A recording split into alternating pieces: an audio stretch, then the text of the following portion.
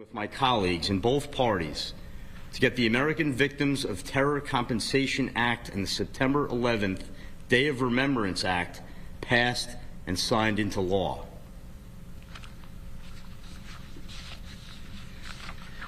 We owe nothing less to these families. Justice for 9/11 families means we must ensure they receive the full compensation they are due for their losses and for their health care needs. But it also means getting them the answers that they and the American people deserve.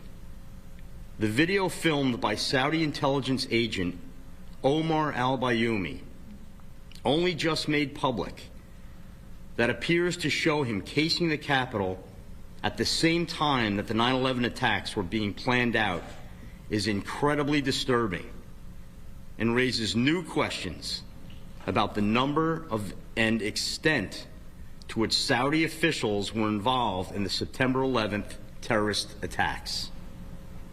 These questions must be answered. We owe it to Brett and to all those loved ones on September 11th that we lost, to the victims, the survivors, to those who continue to be diagnosed with health effects from that terrible day, and to all Americans. I will continue to speak out, to demand answers, and to ensure that every individual with ties to this horrific attack on our country is brought to justice. Thank you.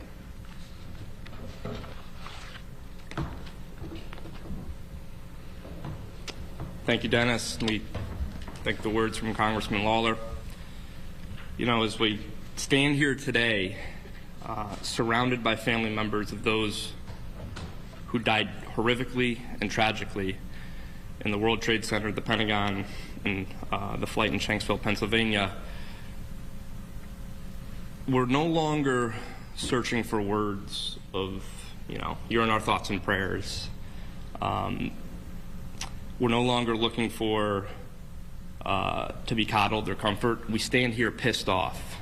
It's 23 years later, and our government has failed to bring us accountability, closure, and justice. Our government fails to talk tough on the Kingdom of Saudi Arabia. Every member of Congress, especially the two candidates running for the highest office in this land, the two candidates running for President of the United States, President Joe Biden and former President Donald Trump, need to be addressing this issue. There was a debate, if you want to call it a debate, less than a week ago, where these two candidates for president knew about the existence of this video, and neither one of them had the courage to stand with the 9/11 families and address this issue. Former President Trump campaigns on the fact that he puts America first. In 2016, he said live on Fox News, it wasn't Iraq that knocked down the towers. Somebody ought to open up the files. It was Saudi Arabia that knocked down the towers. In 2019, he invited myself and members of standing with me on this stage to the White House. He promised he was going to help. He said he was going to declassify the documents. He said we were right and just to pursue our actions against the kingdom. Keep going, he said. I am with you, he said. The next day, his Attorney General, Bill Barr, invoked the state secrets principle, keeping all of these documents under lock and key. President Joe Biden campaigned on the promise that he was going to make Saudi Arabia a pariah state. He wrote a letter to our families and our attorneys saying if he were elected president, he would declassify the documents. It wasn't until pressure from these family members on the 20th anniversary of 9/11, when we threatened to protest his appearance at Ground Zero, that he enacted Presidential Executive Order 14040. But despite of the fact that he enacted that Presidential Executive Order, guess what? We did not get the video that CBS obtained. It was the families, and it was our dogged pursuit of justice. We were the ones that were able to obtain this video. We didn't get this video from the United States government. We got this video from the British government. You could argue that the families did a better job investigating the attacks of 9/11 than the United States government, with its hundreds of billions of dollars of resources. The former deputy director of the CIA went live on Face the Nation and said he's never seen this video. listen, the time for games and doubts about whether Saudi Arabia did it is over. This is a bipartisan issue. You just heard from Congressman Mike Lawler, who's a Republican. Senator Blumenthal, on the left side, has been one of our biggest supporters. Senator Cornyn, Senator Grassley, Senator Gillibrand. There's no issue today in the United States politics that members of the left and right can agree on except this.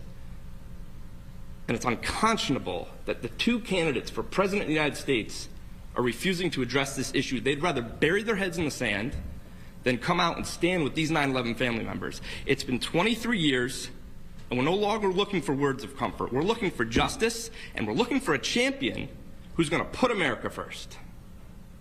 We're sick of it.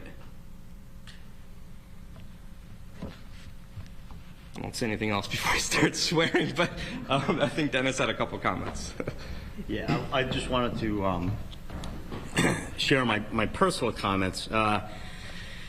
You know, again, as Brett mentioned, the 9/11 community, with little help from our own Department of Justice, FBI, and government, was able to finally obtain smoking gun evidence of the.